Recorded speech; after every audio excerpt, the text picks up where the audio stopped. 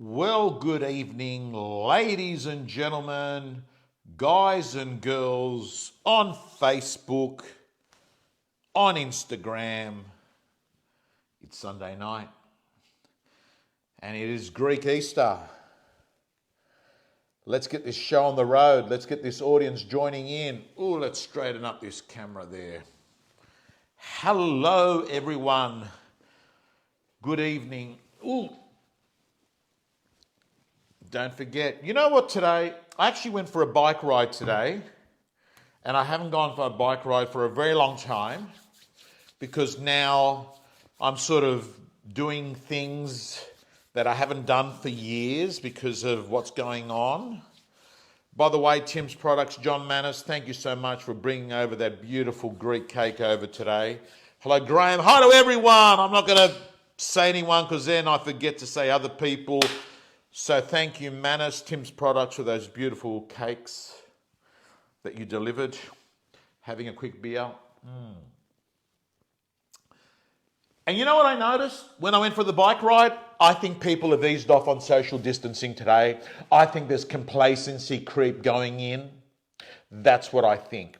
And the weather was good, and I think people have seen the infection rate go down, and they sort of thought, okay, you know, like life's getting back to normal. And when I was riding my bike and I went all around Haberfield, and I went through Leichhardt, and I went onto Cooks River, and I rode my bike for an hour and a half, and I've got to say to you, hi Sarah, and I've got to say to you, I saw a lot of people not caring about social distancing. I saw a lot of soccer games going on. I even saw people bowling cricket balls, and I actually think that we shouldn't jump the gun because you know what it's like?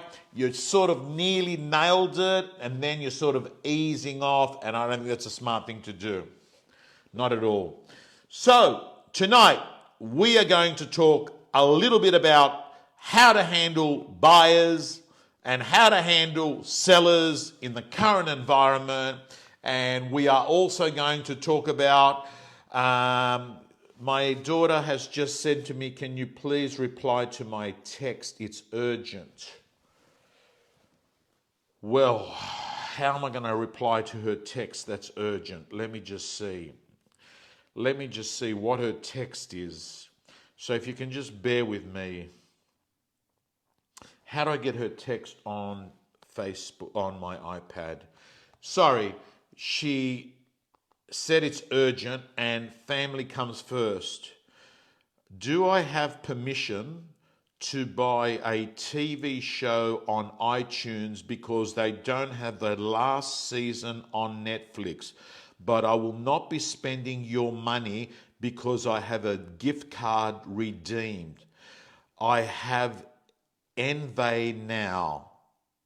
Can you please reply to my text? Tom calls me Tom. She calls me Tom. Let me reply. Okay. Yeah, family first, family first, family first. She thinks I'm an ATM machine. That's what she thinks, right? She thinks I'm an ATM machine. She's just basically gone to the ATM, right? And she's given me some sort of excuse that she's got a card there. And I actually think she's highly intelligent and she's actually been spending a lot more, but she says she's got the card there to make it look like she's not spending any other money. Smart. Reminds me about some of my staff that used to do some sneaky things with recharges. Not Susan, of course. Anyway, guys and girls, I'm in a mental cul-de-sac and I can't get out because she's smart. She's smart, this girl. She's hit me now because she knows that I'm on the Sunday night rant and she's hit me. You know what she's like? She's like the person that runs something, like they put something in a meeting, an important meeting, on the agenda, and what they do is they put it on at the end of the agenda when everyone is tired and they actually feel people are going to sort of just make a decision on it. That's what she's done. Anyway, so let me tell you something, guys and girls. Let me tell you something. Once upon a time, there was a guy called Tom, and it was 1988, 89. And he used to work in real estate, and he used to work from 8:30 a.m. to 7 p.m. 6 days a week. That's right, 6 days a week.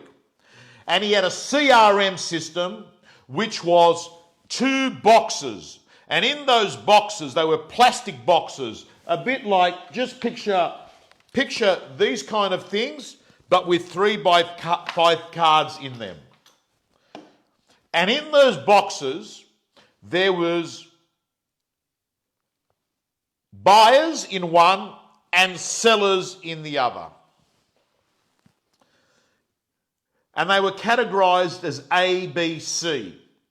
A's were hot, B's were medium, and C's were cold. That was for buyers. And for sellers, people that you were chasing to get the listing, it was the same. Hot meant the first 30 days that you think you were going to list them. 30 days hit list. The B's were 30 to 90 days, and the C's were everyone else. I also had in my car a mallet, and I had still posts where we used to put our signs. And we used to put our own signs up. And whenever we put a sign up, people would stop and ask you, oh, is this coming on the market? And you get into a conversation with people.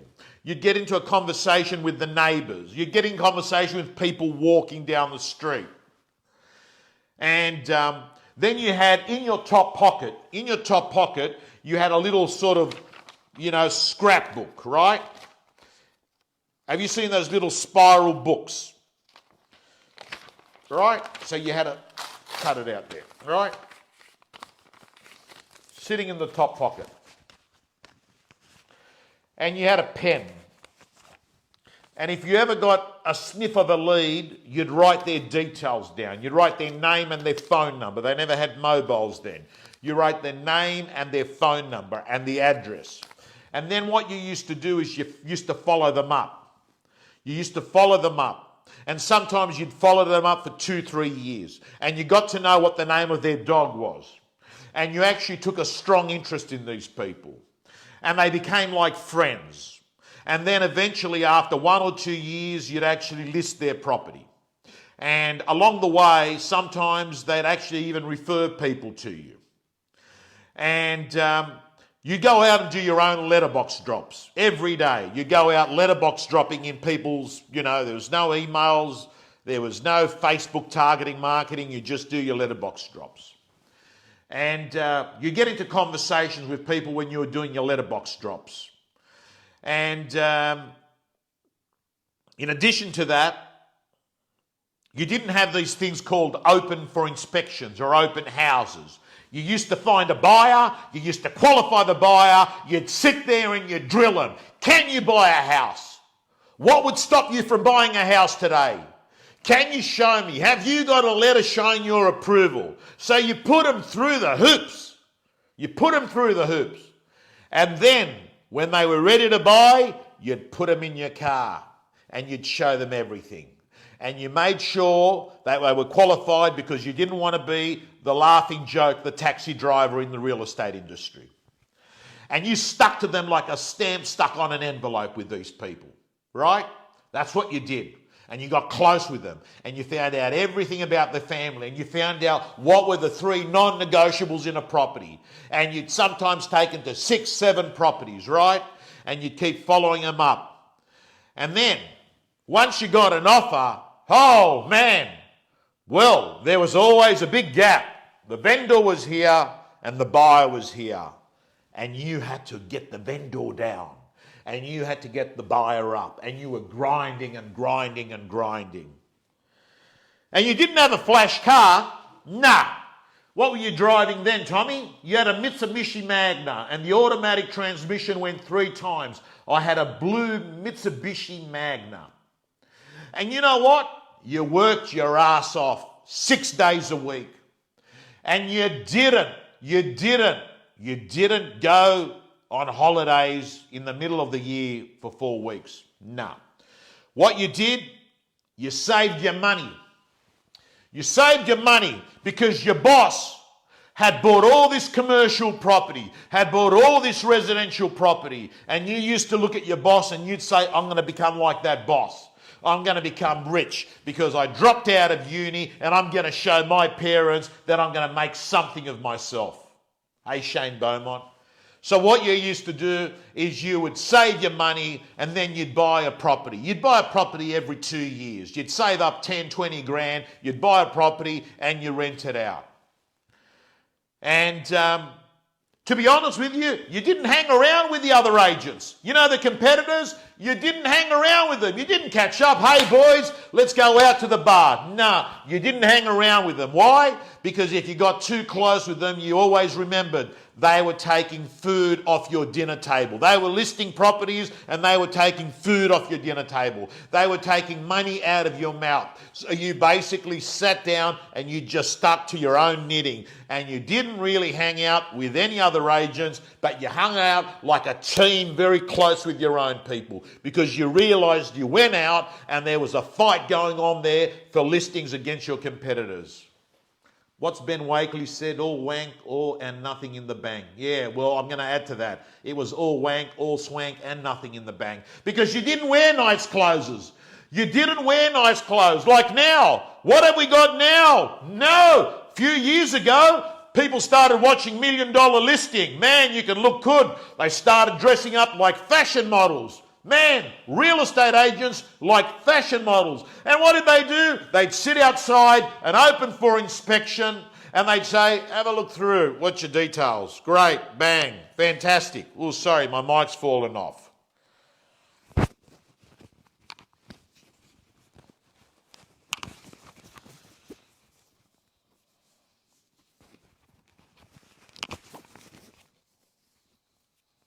You have a break, so am I. Okay, just bear with me.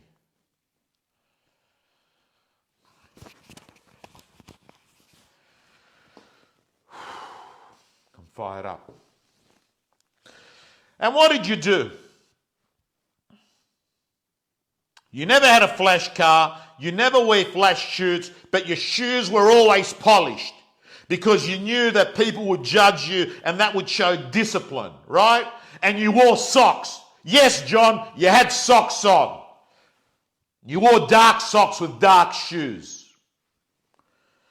And once a week, you know what you would do? You would drive down every street in your core area and you would take out your pen, right? Not this eye pencil. You'd take out a pen and you would write down what was the new listing that had come on the market.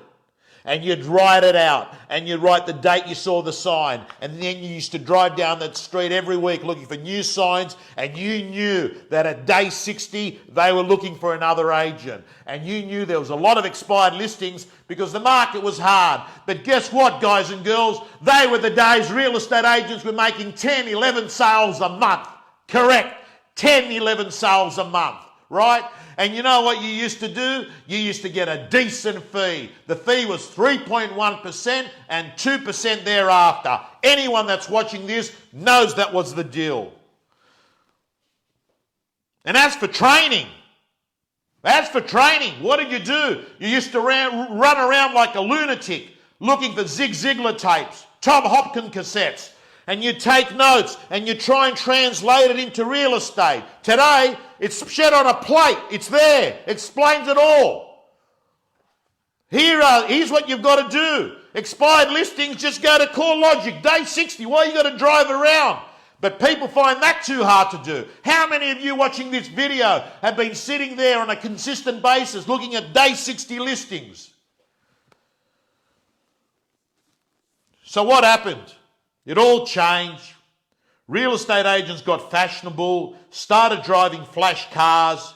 Even if you were average, you got by because you had a strategy. It was called copy and cut. You'd copy what another agent used to do and you would just cut the fee and you got by, right? And you know what? You faked it. You faked it. As Warren Buffett says, when the tide goes out, that's when you work out who's been swimming naked and who's had their swimmers on. And you got by and you cared about what other people thought of. So you had the appearance looking good, right? You had the nice $3,000 lease on your car. Everything looked good. You looked amazing, right? You put a bit of time into your fitness. Sometimes you put more time into your fitness than into your prospecting. So you had a decent body. And then slowly, you just moved away and kept going. And then what happened? COVID-19 came along.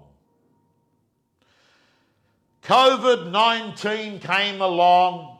And you know what COVID-19 came along looks like? It's like you've been in an aeroplane, you've got your first class, you've got your business class, you've got your economy class. You're off, you're flying off to Ibiza, right? Some people have got more money than others. And by the way, if you're enjoying this, press the share button. Press the share button. And then the plane gets to Ibiza. And what happens?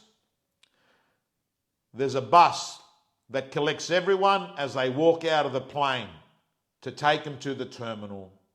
So you got the people in the business class, you got the people in economy class, you got the people in first class, and they've all gone in and they've sat in the same bus and they're all squashed. And you got the people in the business class saying, but mate, what's this? I was flying business. It doesn't matter. It's an open economy. The game's changed. It's a new world. And what's going to happen now is this. It's 0, 0, 0, 0, 0. We're starting again. I don't know when it is. 4 weeks, 5 weeks, 6 weeks, but we're launching. We got a blank canvas. And I'm letting you know right here, right now, get ready, because there's a lot of people in real estate that are going to get physically and mentally devastated because they've never learnt the art of creating urgency when there's no urgency. They've never learnt the art of having an owner who's thinking 1.1 but they're only going to get 950. They don't know what to do. They don't know what to say to an owner that says to them on the database, but maybe we should wait because now's not a good time. They don't know what to say to the buyer that basically says, prices are going to drop 20%. I read it in the Herald Sun. Right? Why will I buy now? Guess what? A few times in your life, you've got to stand up and you've got to be a real estate agent. And now's the time. Now's the time to steal up. Don't be soft. And I'm going to let you know. Jokes aside, you've got a short opportunity, those right now who aren't pro, to sort yourself out.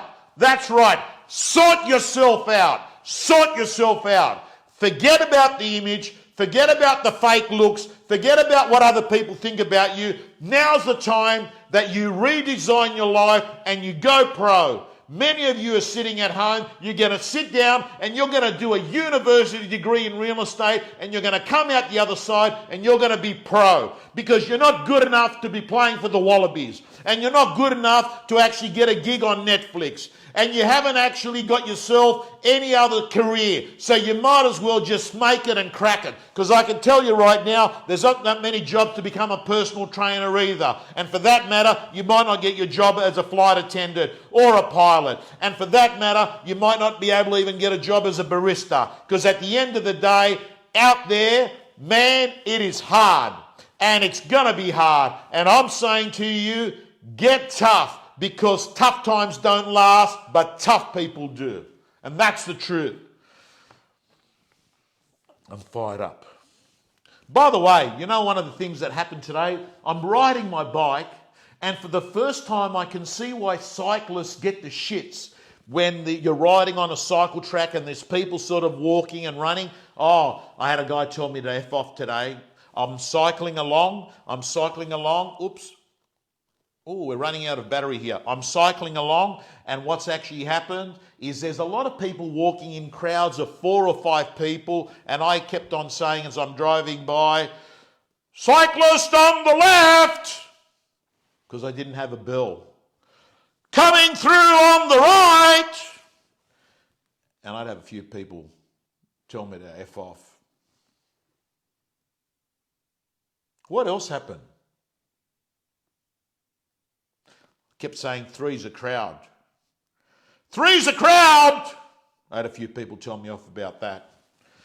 Anyway, guys and girls, all I'm going to say to you right here, right now, those of you that have been in real estate for like 20, 30 years, it's my 33rd year. I've walked through this market. I know this market, guys and girls, and I'm letting you know that this is a good market because it basically means that there's going to be less people in real estate, higher fees, more properties per agent. Yes, you've got to be good at getting that gap filled out. Yes, you've got to be good at getting people sure, you've got to be smart. We used to show properties at 4 o'clock. We'd have another buyer at 10 past 4, another buyer at 20 past 4, another buyer at 4:30. We'd create urgency. We'd get the deal done. And there were stud mullets there sitting there. Think about the people that have been sitting at an open house.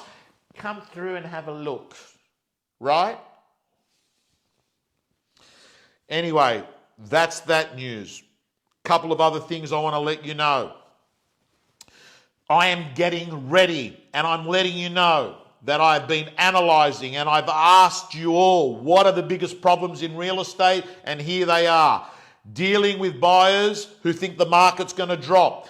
Dealing with buyers who believe the market has dropped. Dealing with vendors who are holding off coming onto the market at the moment. Dealing with vendors who are currently overpriced. Dealing with people on your database and what to say in the current market. So people that are sitting on the database and saying, I don't think we should come onto the market yet. Dealing with vendors at a listing presentation and handling price. Because I've got to tell you, if you can't list on process, but you only list by overpricing it, you're going to be an antique store. Hey, Nick, how you going? I'm going to talk about AREC in a moment.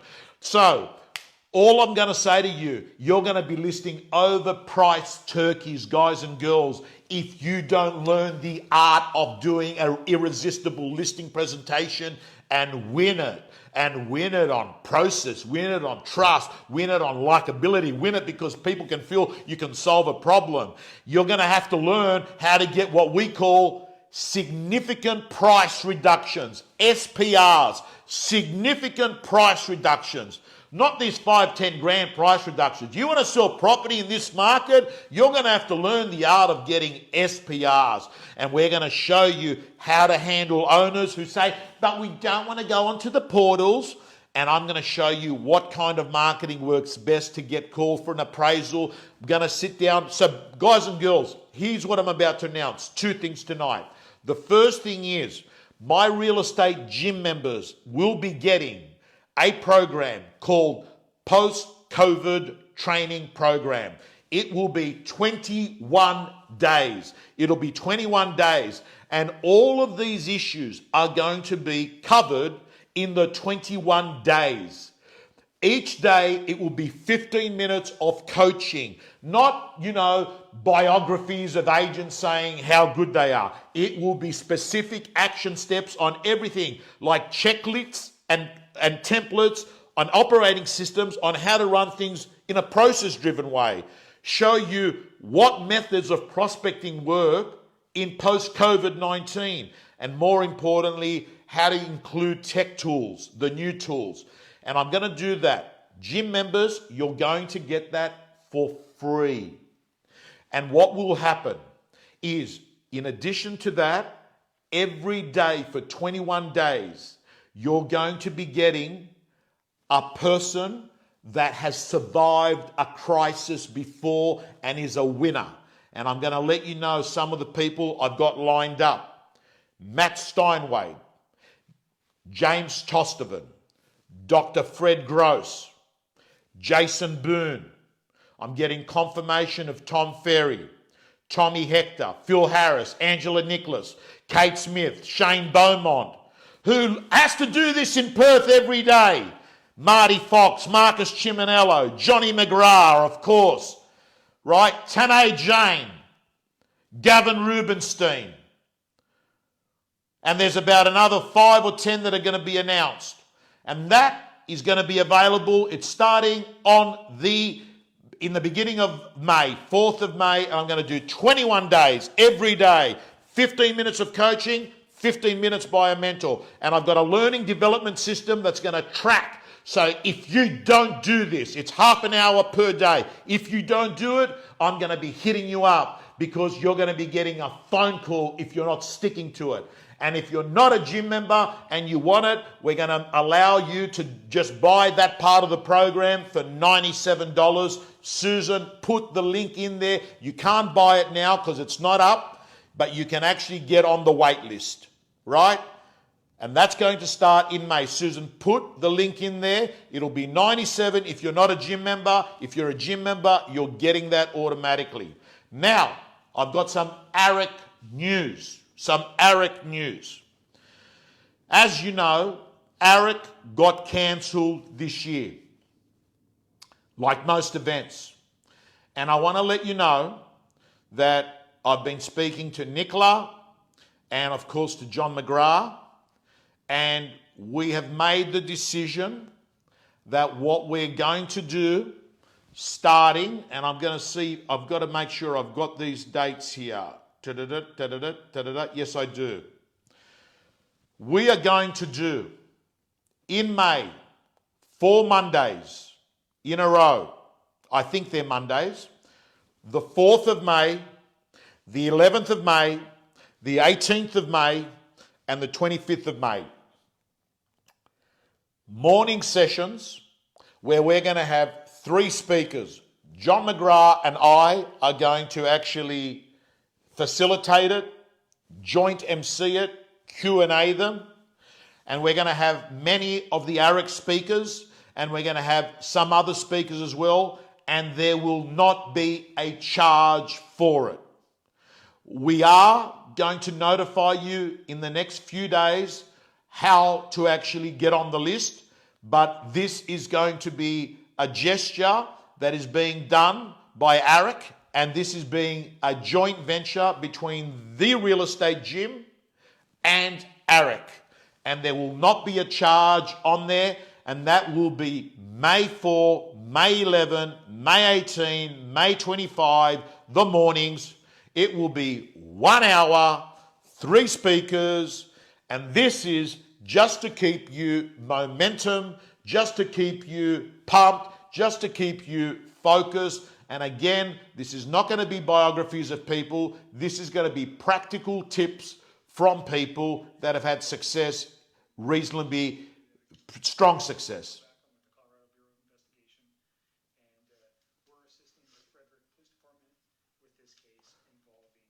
I can actually hear something coming through my microphone.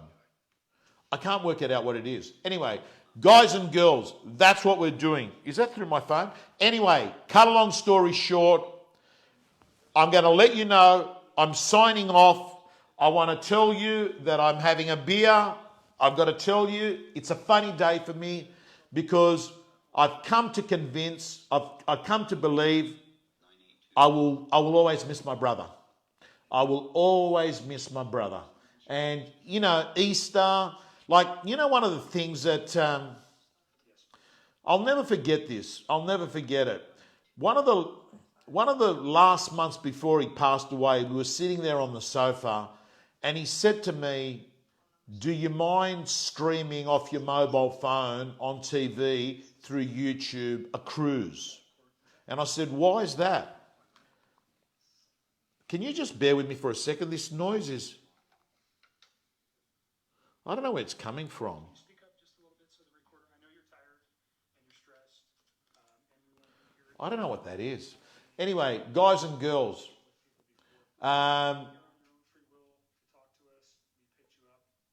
yeah, I just miss him. Anyway, he said to me, can you put on a cruise? He wanted to watch a cruise. So we had a look at a cruise, right? And then it was the first time ever, we actually spoke in a way that he accepted. he may die. Because he said at the end of watching the 10-minute video, we saw some cruise, ironically, cruises have been the cause of COVID-19 around the world. He sort of said to me at the end of it, he goes, well, that was interesting, but he goes, so we never did a cruise and I don't think I ever will, eh? And he just looked up at me. And I remember thinking to myself, like, what do you say here now? Like, what do you say when he said, and I don't think I ever will now? Because that word now suggested that it was never going to happen. And all I remember I was saying is, well, you don't know, like, who knows? I don't even know why I mentioned that to you now. But the bottom line is, yeah, we get sad on Easter days. This is our second Easter without him. Anyway, guys and girls, so we're going to finish off here. And so, yes, AREC, Real Estate Gym, together. We'd love to have you there in May. It's a no-brainer. It's free. And those of you that want to do the 21-day course where we get ready for the rebound, put your name on the wait list. Real Estate Gym members are getting it. Guys and girls, I'm signing off. May God bless you. And please don't be complacent. And I want to remind you, for those of you that get carried away a little bit, can I let you know something that's going to knock you off your feet? There have been around, off the top of my head, around, like, what is it? Susan, how many deaths is there? How many deaths is there at the moment with COVID-19? I think there's been in Australia. Can anyone tell me? Can anyone tell me how many deaths there is in Australia with COVID-19? Let's see if anyone can give me that number. Can anyone give me that number? Because what I'm going to do right now, while that's going on,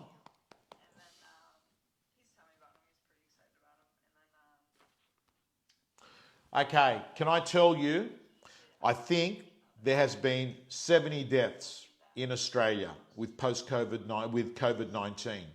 Can I tell you, in those 4 weeks that we've had 70 deaths, there has been 4,180 deaths of cancer in Australia. And I can also tell you the median average age is significantly lower than that of COVID-19. Let me repeat that again. In the last 4 weeks, there has been 70 deaths of COVID-19. There'll be less next month. We know that. We know the infection rate's down. For the same 4 weeks, there has been 4,200 deaths of cancer. And that will be 4,200 deaths next month. And the month after it, and the month after it, and the month after it. And I can tell you, these are not just old people and immune suppressed people. These are young people. These are people that are age 7 with leukemia. These are people that are age 13 with brain tumors. These are people that are age 20 with testicular cancer. These are people on all age of the spectrum. Just have some perspective.